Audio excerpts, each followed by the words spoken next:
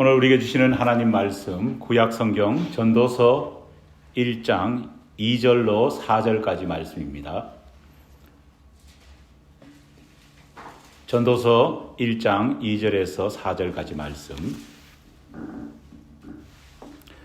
주신 하나님 말씀 제가 봉독해 올리겠습니다.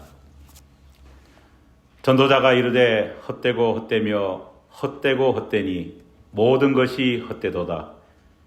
해 아래에서 수고하는 모든 수고가 사람에게 무엇이 유익한가? 한 세대는 가고 한 세대는 오되 땅은 영원히 있도다. 아멘. 여러분, 어른이 된다는 것은 어떤 의미일까요? 저는 어린아이와 어른을 판가름할 수 있는 가장 중요한 잣대를 자기 한계를 인식하는 것이다. 그렇게 생각합니다. 인정하고 싶지 않지만은 나이가 들면 들수록, 나이를 먹으면 먹을수록 우리는 자신만만했던 젊은 시절과 달리 내가 할 수 없는 것, 나 혼자 해결할 수 없는 것들이 있음을 더 많이 깨닫게 됩니다. 그래서 어른은 솔직하게 자기 한계를 인정하는 사람이 바로 어른입니다. 제가 청소년기를 보냈던 1980년대 한국은 한마디로 한계를 인정하면 안 되는 그런 사회였습니다. 사회 전체가 하면 된다라고 하는 그런 구호 속에 가득 찼습니다. 당시 텔레비전과 라디오에서 가장 많이 울려 퍼졌던 노래가 뭐냐? 우리 정건수 장로님이 좋아하시는 가수 정수라의 아 대한민국이었습니다. 원하는 것은 무엇이든 이룰 수 있고 뜻하는 것은 무엇이든 펼칠 수 있는, 이 노래의 기세가 얼마나 대단했으면요, 연말이 되면 예전에는 가요대전이라는 것을 했습니다. 그런데 이 당시에 이 노래의 기세가 얼마나 컸던지 조용필의 단발머리, 이용의 잊혀진 계절을 단번에 눌러버렸습니다. 지금 생각해보면 웃지 않을 수 없는 일화가 이 아 대한민국이라는 노래 속에 숨겨져 있습니다. 원래 이 노래는 정수라의 음반의 타이틀곡이 아니었습니다. 그렇다고 해가지고 타이틀곡이 잘 안 되면은 백업으로 밀어야 되는 두 번째, 세 번째 노래도 아니었습니다. 예전에 가수들은요, 음반을 낼 때면은요, 울며 겨자 먹기식으로 건전가요를 한두 곡씩 음반 타이틀에 집어넣어야 했습니다. 왜냐? 정부 시책이었기 때문입니다. 가요가 너무 퇴폐적이다 보니까 애들이 혹시라도 들으면은 그래도 조금 상쇄시킬 수 있는 동요 같은 노래를 집어넣어야 된다 해서 한두 곡씩 꼭 집어넣었습니다. 당시 비슷한 시기에 발매되었던 가수 이선희의 4집 앨범을 보면은요, 뜬금없이 시장의 가면이라고 하는 노래가 있습니다. 여러분들 나중에 한번 들어보십시오. 굉장히 재미있는 노래입니다. 시장에 가서 한 아름 그런 물건들을 사오는 그런 이야기가 노래 가사 속에 있습니다. 저는 H마트 한아름이 여기서 아이디어를 얻었나 그런 생각도 해보았습니다.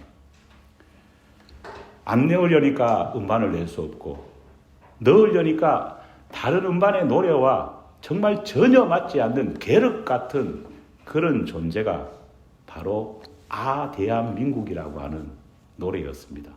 그런데 예상 밖에 이 계륵 같은 노래가요, 대박이 났습니다. 여러분, 이유가 뭘까요? 그만큼 그 시대 사람들은 하면 된다라고 하는 생각에 사로잡혀 있었기 때문입니다. 국가도 그런 생각을 국민들에게 심어주려고요, 얼마나 많은 노력을 했는지 모릅니다. 교회도 예외였을까요? 아닙니다. 1980년대 중반 금요 철야 예배를 뒤흔들었던 엄청난 복음성가가 한 곡 있었습니다. 여러분, 그것이 뭔지 아십니까? 예수 믿은 지 좀 오래되신 분은 기억하실 것이고, 미국 와서 교회를 다니신 분은 모르실 겁니다. 복음성가 제목이 굉장히 도전적입니다. 할 수 있다, 하면 된다, 해보자. 여러분, 이 노래 아시는 분 있습니까? 할 수 있다, 하면 된다, 해보자 하면은 앞에서 목사님이 우샤 우샤 외쳤거든요. 하면 된다라고 하는 적극적인 사고방식은요, 대한민국의 경제를 발전시켰고 한국 교회를 급성장시키는 원동력이 되었으면 부인할 수 없습니다. 하지만 이런 무대뽀 정신은 안타깝게도 한국 교회의 수많은 병폐를 만들어내었습니다. 그 가운데 가장 심각했던 것이 뭐냐? 믿음에 대한 잘못된 왜곡이었습니다. 할 수 있다, 하면 된다, 믿자라고 하는 것이 하나님을 믿자는 것인지 아니면은 인간 나 자신의 신념과 확신의 정도를 믿자는 것인지가 혼동되기 시작했습니다. 그러다 보니까 수많은 교회들이 인간의 욕심과 욕망을 하나님의 뜻 안에서 버무려 가지고 이상하게 과도한 일들을 너무너무 많이 펼쳤습니다. 그 결과 계획한 일이 성공하면은요, 수많은 영적 교만자들이 생겨났습니다. 반대로 실패하면은요, 감당할 수 없는 비난과 영적인 허무가 그 사람들에게 찾아왔습니다. 사회도 교회도 모두 하면 된다를 외치다 보니까요, 한국 사회가 어느 순간 실패를 용인하지 않는 그런 시대가, 그런 나라가 되어버렸습니다. 만약 계획한 무언가를 이루지 못했다면요, 어떤 비난이 찾아오느냐? 그러면 아시죠? 믿음이 부족해서 그렇다. 그런 비난이 찾아옵니다. 또 때로는 저 사람은 신앙이 없기 때문에 저런 결과를 얻었는 거지. 그런 질책도 찾아왔습니다. 예전에 한창 수봉교회에서 삼박자 구원론을 외쳤을 때는요, 몸이 아프다는 것을 다른 사람들에게 말할 수도 없었습니다. 왜냐? 내 영혼이 강건하면은 네 육체도 어떻게 된다고요? 반드시 강건해야 되기 때문입니다. 그러다 보니까 아프다고 말하면은요, 시험 들었다, 믿음이 없다라고 생각한 것입니다. 단 1%의 의심 없이 모든 것을 할 수 있다고 믿는 것이 진짜 믿음일까요? 모든 교인들이 하면 된다, 할 수 있다, 해야 한다를 주문처럼 외치는 공동체가 진짜 믿음 좋은 그런 교회일까요? 놀라운 것은 성경은 그렇게 말하고 있지 않다는 겁니다. 성경이 말하는 믿음은 내가 원하고 바라는 것을 어느 정도 확신하면서 내가 할 수 있다고 자신감에 충만한지 그것을 믿음이라고 말하지 않습니다. 오히려 성경은 정반대를 믿음이라고 말합니다. 인간으로서 나는 아무것도 할 수 없는 존재라는 사실을 깨닫는 것이 믿음이다. 그렇게 말합니다. 여러분, 다메섹 도상에서 예수님 만나기 전에 사울이 얼마나 기고만장했습니까? 그때의 모습 보면은요, 다 할 수 있을 것 같이 교만했습니다.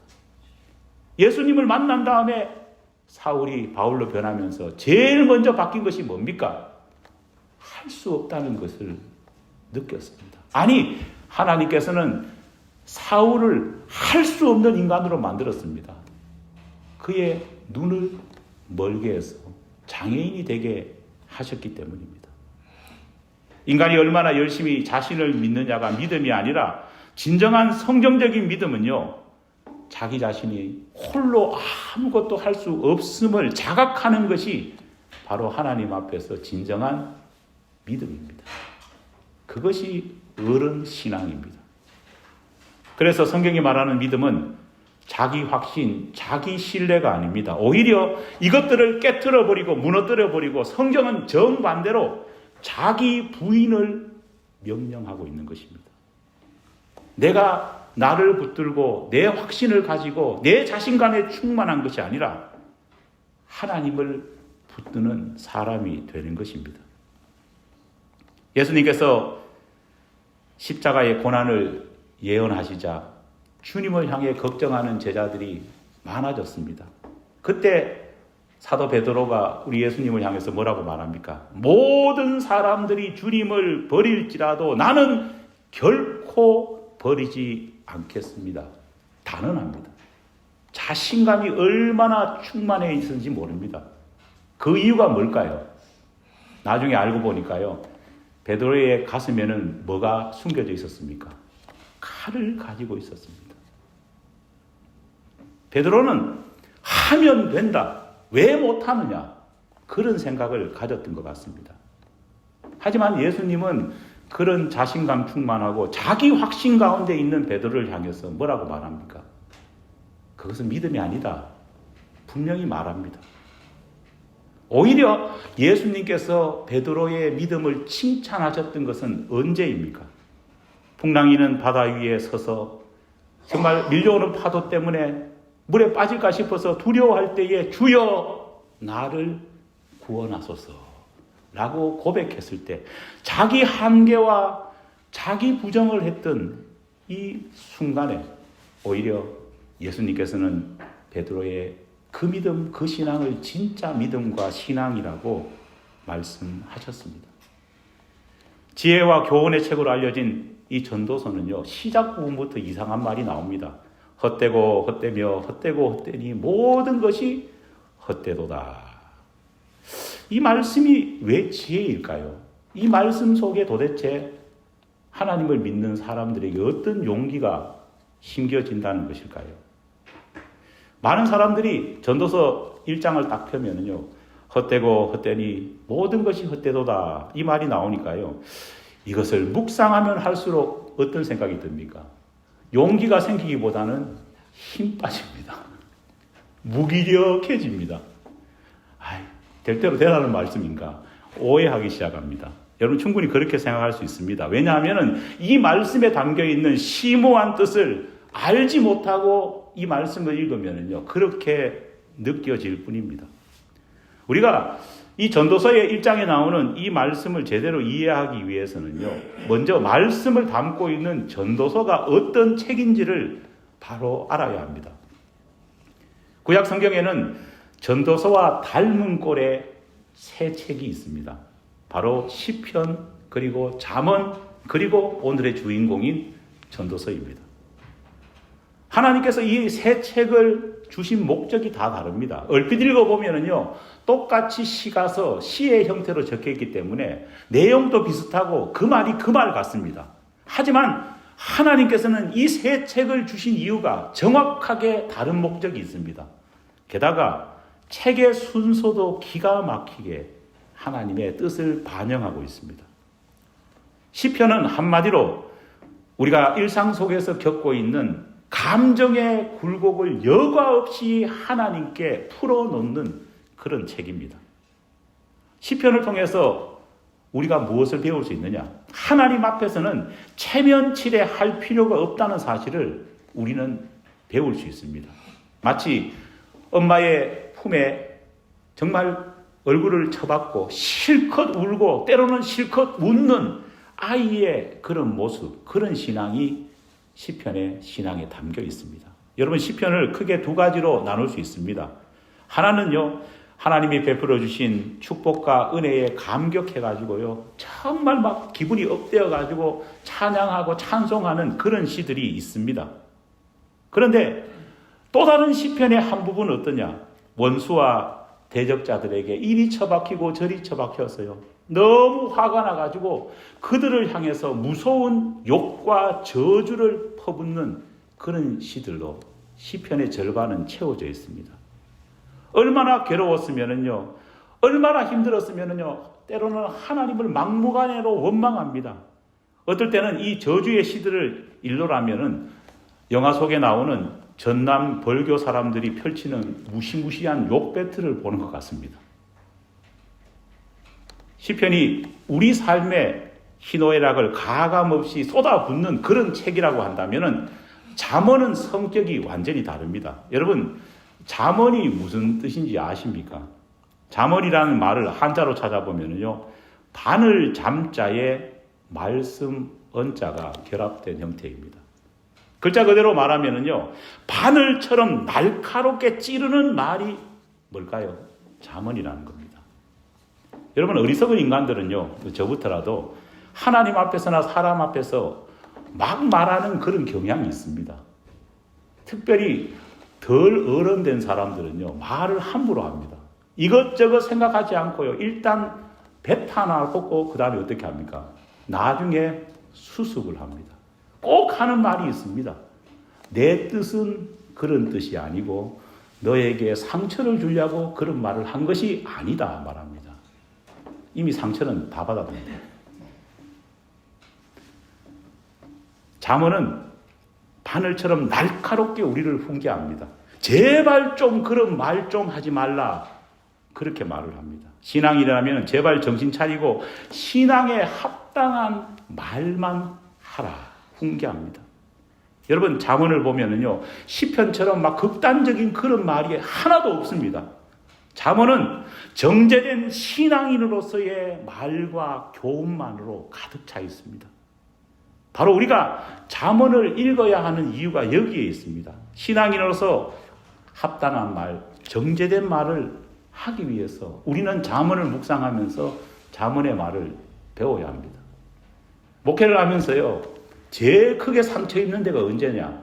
교인들이 와가지고 저한테 물리적으로 위해를 가할 때가 아닙니다. 물론 제 덩치에 누가 와가지고 물리적인 위해를 가하겠습니까? 최고 많이 힘든 거는 말로 인해서 상처 입는 것입니다. 그렇다면 여러분 전도서는 어떤 책일까요? 성경을 읽지 않는 사람들, 교인들에게 전도서가 뭐냐고 물으면요. 정말 전도에 관한 책이라고 대답하는 사람들이 있습니다. 그래서 안 믿는 사람들에게 전도하는 비법들이 차곡차곡 담겨져 있는 책이 전도서다. 그렇게 알고 있는 분들도 계십니다. 하지만 전도서는 그런 책이 아닙니다. 여러분, 영어로 전도서는 에클레시아스테스라고 하는 말로 불려집니다. 여러분 눈치 빠른 교우들은 아마 아실 겁니다. 에클레시아스테스. 어디서 참 많이 들어본 단어인데 이런 생각을 할 겁니다. 여러분 맞습니다. 바로 교회를 뜻하는 말이 뭡니까? 에클레시아. 그 말과 동일한 단어입니다. 왜 전도서의 책 이름을 교회를 뜻하는 말과 동일한 단어로 붙였을까요? 사실 이 명칭은 히브리어 구약 성경을 최초로 헬라어로 번역한 70인역을 번역했던 사람들이 헬라어로 붙인 명칭입니다. 그런데 그런 명칭을 붙인 이유가 있습니다. 여러분 그게 뭐냐니까요. 뼈 때리는 말만 골라서 하는 그런 교인이 되지 말고 삶의 현장 속에서 그 말을 풍성하게 실천하는 그런 믿음의 삶을 살아라. 그런 삶의 교훈이 있는 책이 전도서이기 때문에 그렇게 교회와 똑같은 단어를 붙여놓은 겁니다. 여러분들 교인들 중에는요. 뼈 때리는 말을 잘 하시는 분이 계십니다. 한번 이야기 들으면요. 뼈가 막 쑤시고 삭신이 쑤십니다. 그런데 정작 더 큰 상처를 보는 것은 뭐냐 하니까요. 뼈 때리는 말은 하고 뼈는 때려 놔놓고 본인은 별로 실천을 하지 않는 사람들입니다. 뼈 때리는 말을 잘하는 교인들이 그 뼈 때리는 말 잘하는 교인을 넘어서서 성숙한 성도가 되는 길과 방법을 알려주는 책이 뭐냐? 전도서입니다. 그래서 전도서를 많이 읽어야 됩니다. 전도서를 읽으면서 우리는 무엇을 깨닫게 되느냐? 헛됨과 됨을 분별할 수 있습니다. 어떤 것이 헛되고 어떻게 하면은 헛것이고 어떻게 하면은 되는 것인지 됨됨이가 있는 것인지를 분별할 수 있는 지혜를 얻는 책이 바로 전도서의 핵심입니다. 여러분 헛됨을 아는 것이 신앙의 핵심입니다. 왜 그럴까요? 그것은 헛됨을 알아야 헛을 빼버리고 됨을 깨달을 수 있기 때문입니다. 오늘 본문 말씀 보면은요, 5번이나 헛됨에 대해서 계속 반복을 합니다. 히브리어로 헤벨이라고 하는 이 헛됨은요, 원래 어떤 뜻이냐? 수음, 바람, 안개라는 뜻입니다. 우리말로 헛이라는 말은요, 바로 비어있다, 참이 아니라는 그런 의미입니다. 여러분, 헛되다는 말은 뭔가 있는 줄 알았지만 사실은 텅텅 비어있음을 의미하는 그런 말입니다.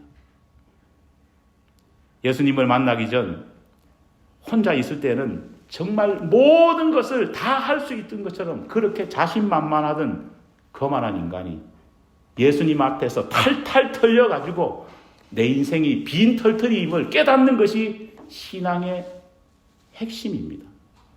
주님이 원하시는 것, 하나님이 원하시는 믿음은 여러분 그것입니다. 구약 성경 보면은요, 에노스 시대에 아담의 자손들이 비로소 여호와의 이름을 불렀더라. 그렇게 기록되어 있습니다. 왜 그 수많은 기간 속에서 여호와의 이름을 부르지도 않고 있다가 에노스 시대 때 왜 여호와의 이름을 비로소 아담의 자손들이 불렀을까요? 이유가 뭐냐 하니까요. 계산해 보면은 에노스 시대 이전에는요, 사람이 죽는 것을 사람들이 목격한 적이 없습니다. 여러분, 아벨이 죽었지 않습니까? 죽는 것을 목격한 목격자가 없습니다. 왜냐? 죽인 가인이 혼자 봤기 때문입니다. 죽는 사람을 못 봤는데 에노스 시대에 오니까요, 비로소 자연적인 수명을 다해서 죽는 사람이 생긴 겁니다. 그 전까지는 어땠을까요? 모두가 죄의 삭은 죽는다고 말했지만은 나는 아니다 생각했을 겁니다. 나는 안 죽는다. 나는 영원하다. 그렇게 생각했는데 실제로 죽는 사람을 보니까 나도 뭐예요? 죽는다라는 걸 생각합니다. 저도 40대 때는요, 내가 죽는다는 생각을 성경에서 나온다 많이 가르쳤지만 진짜로 내가 죽는다고 생각을 실질적으로 해본 일이 없었습니다. 아마 여기 앉아있는 우리 청년부들은요, 죽음에 대해서 이야기하면은 그렇지 이야기하면서도 실제로 자기가 언젠가 죽는다고 생각할까요? 안 할까요? 거의 안 할 겁니다. 나이가 들면 들수록 생각나는 것이 뭘까요? 나도 죽게 된다는 생각을 하게 되는 겁니다. 죽게 된다는 생각을 하는 것은요, 저주가 아닙니다. 왜냐? 오늘 성경 아까 안에서 시대의 말씀처럼요, 죽음에 대해서 실존적으로 느껴야지만이 비로소 뭘 부른다고요? 여호와의 이름을 부르기 때문입니다. 그런 의미에서 연세가 좀 많은 분들이 교인으로 많은 우리 교회는요, 은혜가 충만해야 될 줄 믿습니다. 전도서는 바로 이런 신앙의 교훈을 우리에게 줍니다. 지금까지 우리는 굳센 나의 믿음과 불굴의 나의 의지로 뭔가를 하는 것을 곧 성경의 믿음이라고 생각했습니다. 교회도 그런 믿음을 강조해 왔습니다. 그러다 보니까 이게 인간의 의지인지 인간의 자기 확신인지 아니면 하나님이 진짜 주시는 믿음인지가 뒤죽박죽 되어 버리고 말았습니다. 하지만 성경은 분명히 우리에게 말합니다. 우리가 정말로 깨달아야 될 것은 우리는 불안하고 우리는 불완전하고 우리는 언젠가 죽게 될 것이라. 세대가 지나가면 우리를 기억해 줄 사람이 아무도 없다는 것을 기억하는 것이 지혜다 말씀하고 있습니다. 여러분, 정치인들이 한 자리 하려고 막 싸우지 않습니까? 교회를 가봐도요, 목사님들이 서로 회장되라고 막 싸우지 않습니까? 왜 싸울까요? 이름을 내려고 싸웁니다. 제가 단언합니다. 150년, 200년만 지나면요, 누가 교협 회장, 누가 어느 정치인인지 기억하는 사람은 없습니다. 안타깝게도 저를 기억하는 150년, 200년 뒤에 사람이 있을까요? 없습니다. 여러분을 기억할 사람이 있을까요? 단언컨대 없습니다. 그렇잖아요. 하지만은 기억하시는 분은 한 분 계십니다. 누구는 기억할까요? 우리 하나님, 우리의 구원자 되시는 예수님은 우리의 이름을 기억하신다는 것입니다. 여러분, 전도서를 읽으면서 우리가 정신을 차렸으면 좋겠습니다.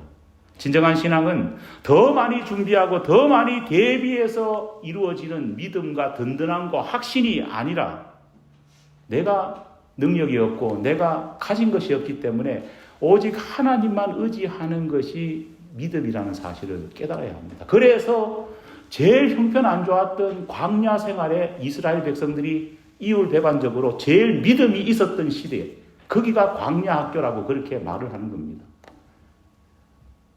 분명 할 수 있다, 하면 된다, 해보자.